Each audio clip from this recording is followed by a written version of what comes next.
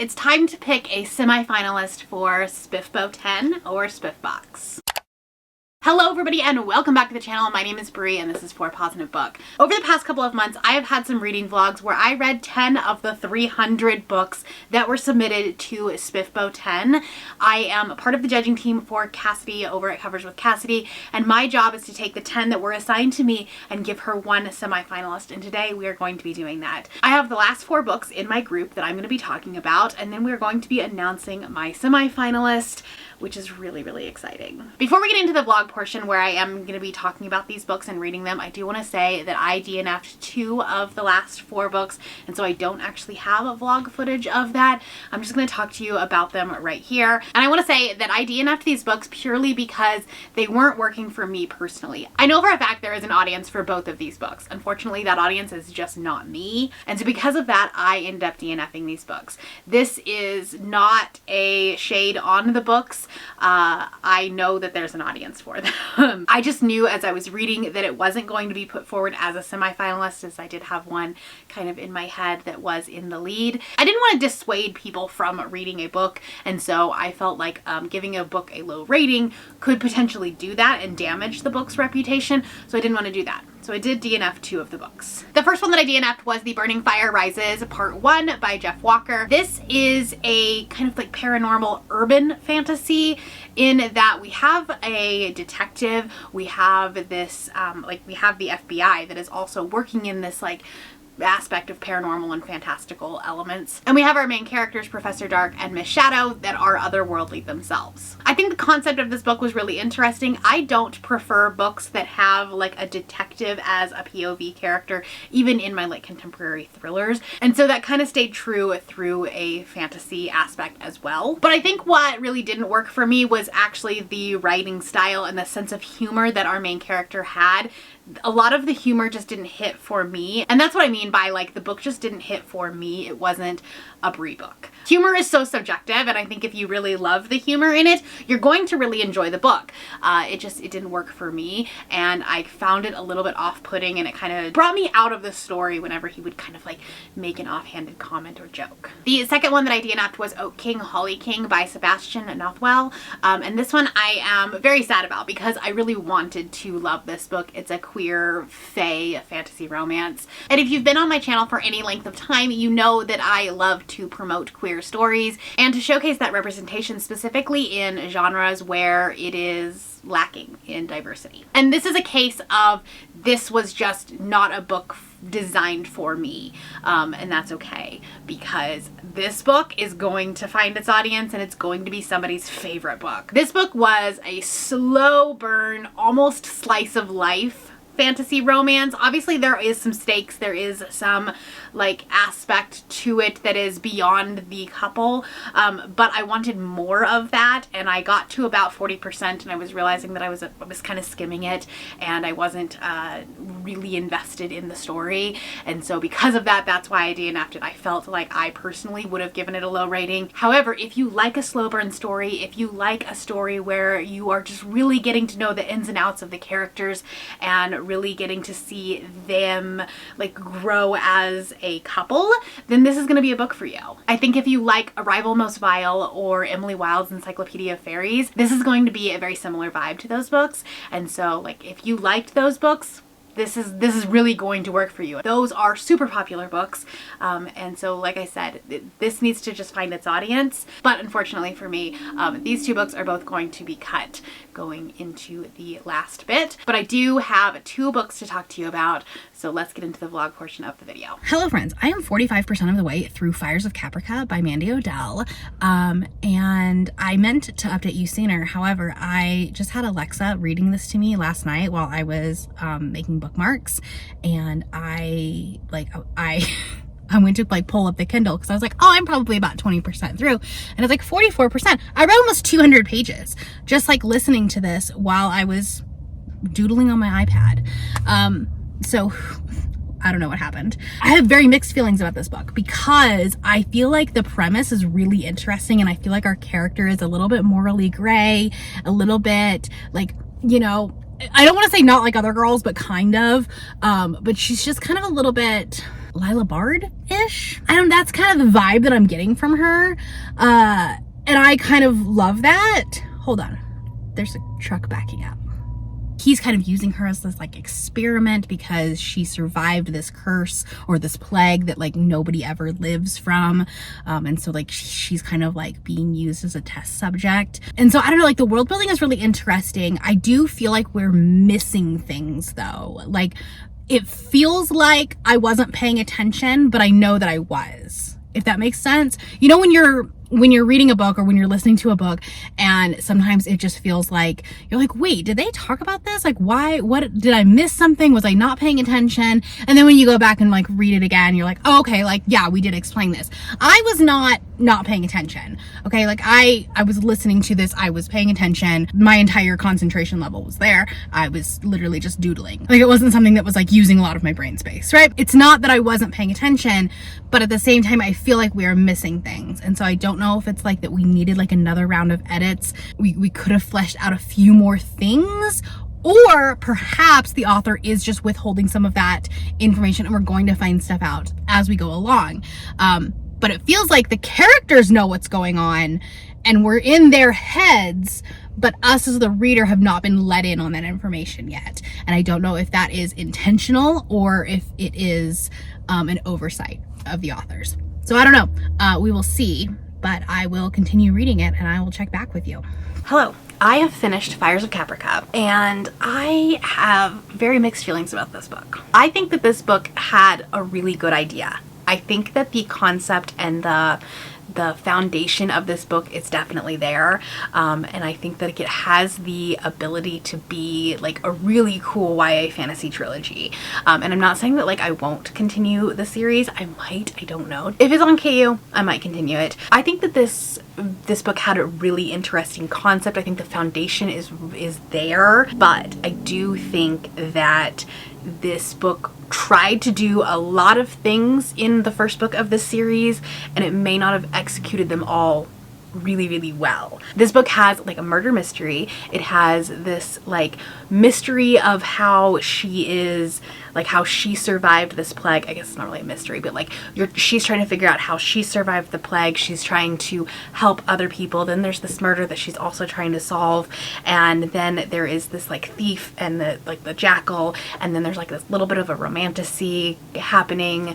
And it was a lot. And then it also ended on such a cliffhanger. And I get it from a marketing perspective. When you're self-pubbing your books, like the cliffhangers work because you're like, well, now I have to go download the next book. I have to get the next book. So I get it. As a reader, it's kind of frustrating because you're like, well, you didn't answer any questions. I think authors tend to rely on that cliffhanger too much, to the point where like if your book is good, if your book is like really, really well done, people are going to want to stay in that world anyways. People are going to want to continue the series. I've been trying to figure out comp titles to these books so that these books get in the hands of the right audiences, because I think in the hands of the right audience, this is going to be a really, really fantastic book for somebody. Like somebody's going to be obsessed with this book and this series.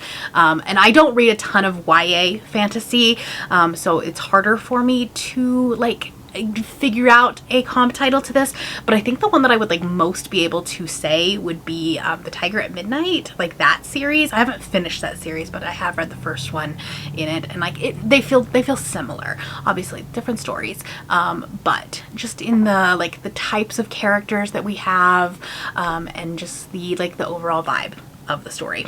Again, I've been comping books based on vibes, not necessarily plot. It's probably a problem, but I don't care. I do think that this book had some really, really strong points, specifically at the beginning of the book. I think that maybe potentially this book is not as well edited as we go farther into the book. Like potentially we were on a writing deadline, something.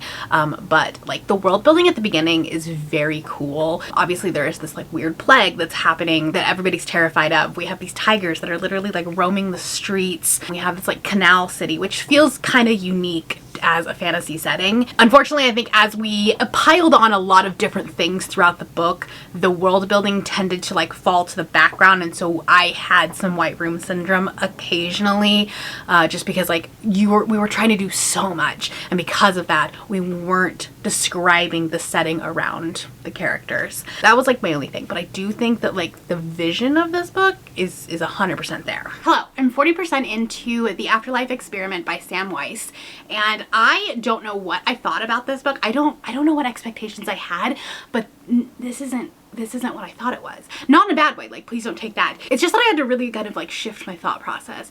I don't know, maybe I was thinking that this would be more sci-fi, and it's not. Like it's definitely fantastical because it's like a portal world, but there's also a lot more characters and a lot more POVs than I thought we were getting.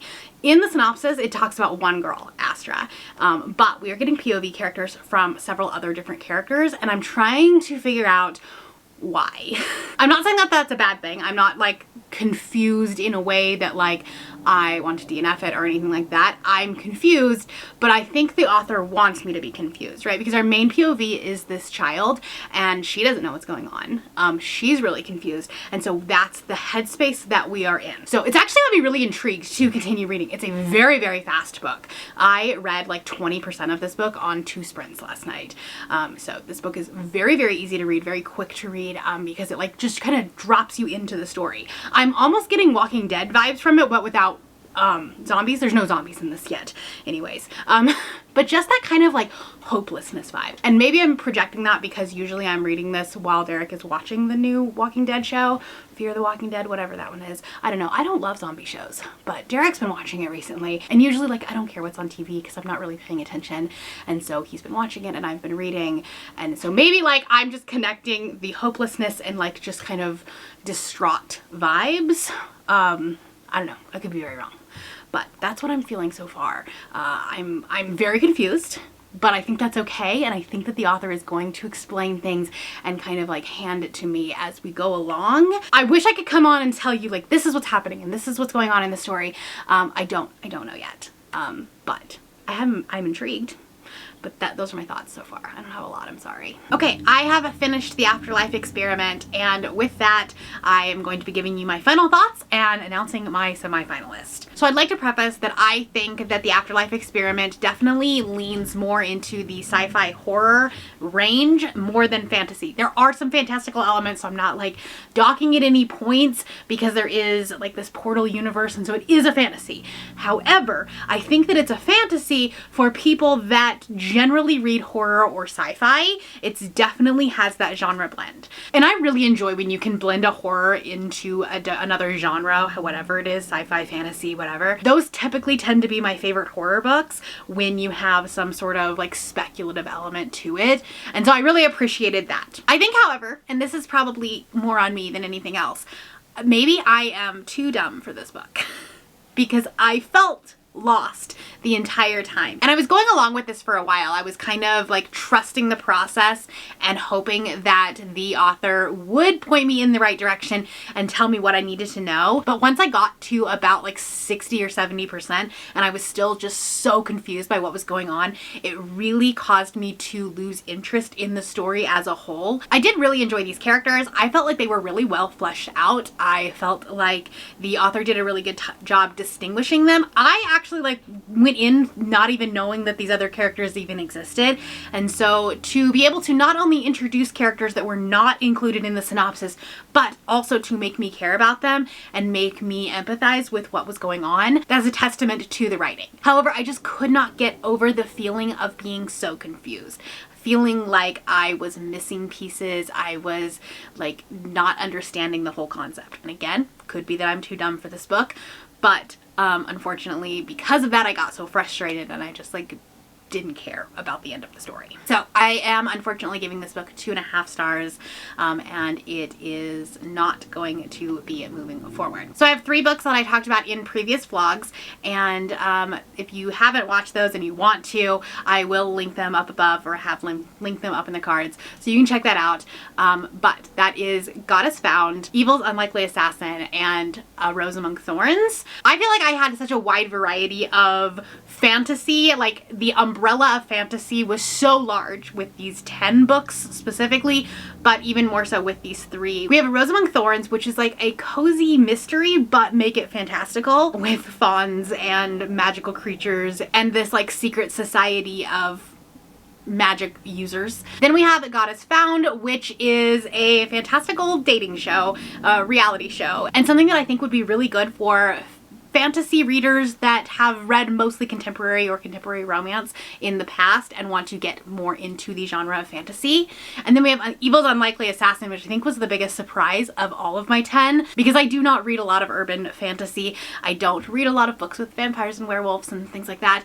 And so this was something that was unique and kind of nostalgic. It was giving the vibes of a CW show, and it was just a really fun time. So those 3 are the ones that I want to highlight, but the book that I will be putting forward as the semi-finalist and giving to Cassidy is going to be A Rose Among Thorns by Ash Fitzsimmons. I feel like I put a lot of pressure on this book. I put very high expectations on it, but it's one that I just had so much fun with, and I was immediately engrossed into the world.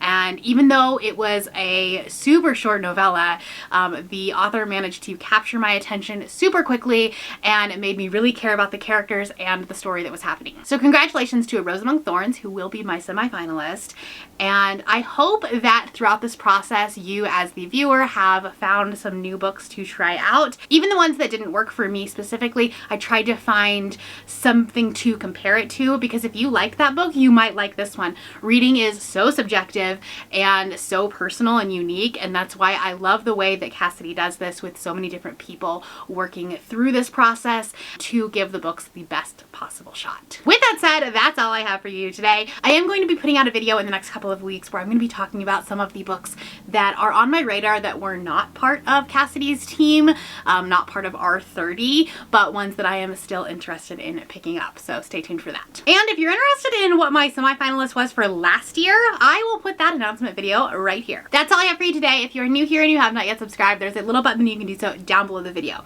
If you'd like to hang out with me more, the links to my Instagram, Goodreads, Twitter, and my Patreon are linked in the description below. Thank you for watching, and I will see you next time.